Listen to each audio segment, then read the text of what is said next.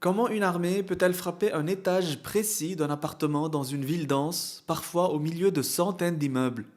Ces dernières années, plusieurs frappes attribuées à Israël ont illustré ce type de capacité.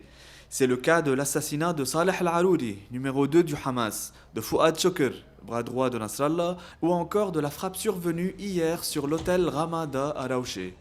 Ce type d'opération repose généralement sur trois éléments clés: le renseignement, l'analyse de données et des munitions guidées. Tout commence par le renseignement. Les armées croisent plusieurs sources: informateurs sur le terrain, interception de communication et images satellites ou drones.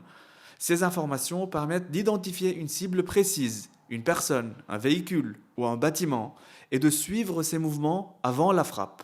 Les données sont ensuite analysées par des systèmes informatiques capables de traiter de très grandes quantités d'informations. L'objectif est d'accélérer ce que les militaires appellent la kill chain, la chaîne entre l'identification d'une cible et l'attaque. Plus cette chaîne est rapide, plus la frappe peut être réalisée au moment jugé optimal. La précision dépend surtout des armes utilisées.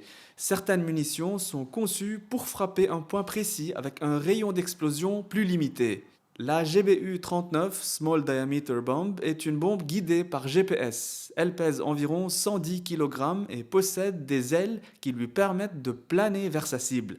Sa précision peut être de quelques mètres seulement, ce qui réduit les dégâts autour de l'impact. Le missile AGM-114 Hellfire est souvent tiré depuis des drones ou des hélicoptères. Il est généralement guidé par un laser pointé sur sa cible, ce qui permet de frapper un véhicule ou un bâtiment très précisément. Il existe aussi le Spike NLOS, un missile développé par Israël. L'opérateur peut viser une cible qu'il ne voit pas directement grâce à une caméra dans le missile et un guidage en temps réel.